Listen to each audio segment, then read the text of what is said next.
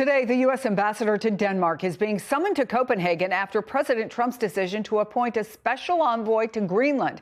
That's the Danish territory he's repeatedly talked about taking over. The president appointed Louisiana Governor Jeff Landry to the post, writing, "Jeff understands how essential Greenland is to our national security and will strongly advance our country's interests for the safety, security, and survival of our allies and indeed the world." MS Now's Jake Traylor is reporting from the White House. Also with us, former U.S. Ambassador to NATO, senior fellow at the Harvard Belfer Center, Ivo Dulder. So, Jake, what else do we know about Trump's plans for this special envoy?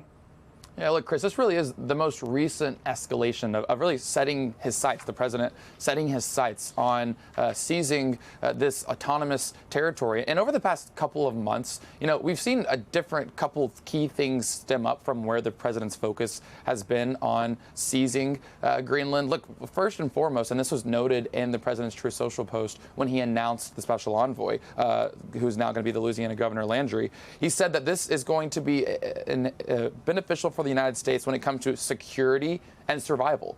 What was also not mentioned in the True Social post, but has been clear and apparent as the president has spoken about Greenland over the past few months, is he talks a lot about how advantageous it might be for the United States to obtain it because of its mineral richness. This is, of course, not the first time we've seen Trump really focus internationally on a certain region because of the potential advantage of natural resources. Think about the Middle East. Think about what is actively going on in Venezuela. But when it comes to how this is being received abroad, there's been a lot of pretty immediate backlash. I do want to read one statement that we have from the Danish Prime Minister, where he said that Greenland belongs to Greenlanders and the U.S. should not take over Greenland. He goes on to say that no one should be allowed to change national borders by force, neither politically nor militarily. And Chris, I do want to remind our viewers, a couple months ago when the president was asked, he did not rule out the potential of using military force to seize the territory of Greenland. Chris. Jake Traylor, thank you. So, Mr. Ambassador, good to see you again. Does Greenland need a special envoy, at least in the traditional sense of that title?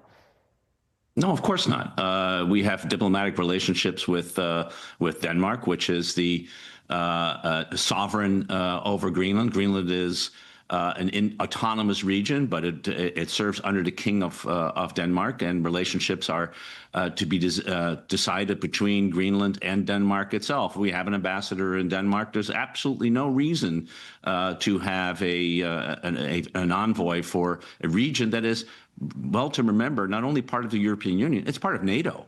And so this whole idea that somehow the United States has special security interests beyond having strong positive relationship with Denmark are quietly upsetting for the Danes, but also deeply upsetting for the world. Are we going to be like Russia, invading another country in order to obtain territory?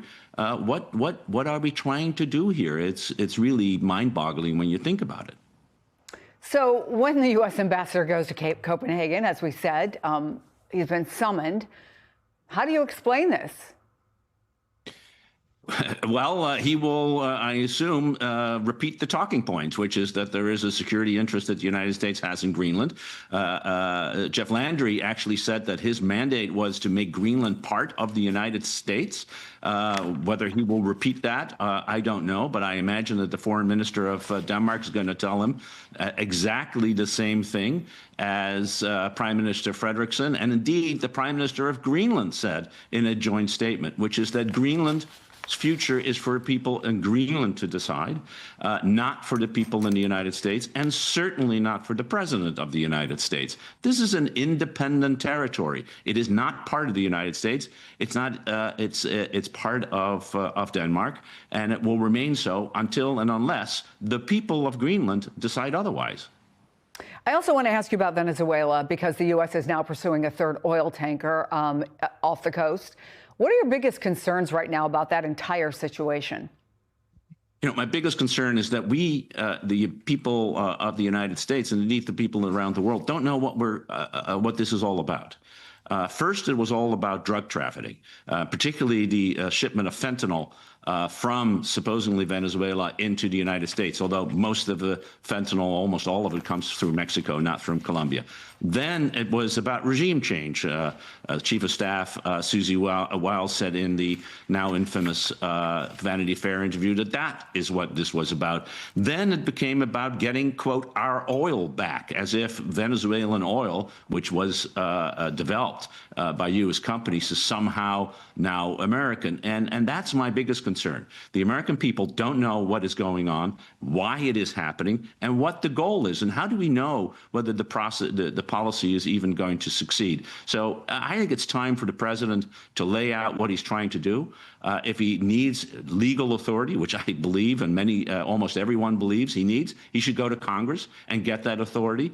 But until then, we're just operating in the dark. He's just making it up like so much else as we go along. Former Ambassador Ivo Daalder, it's always good to have you on the program. Thank you.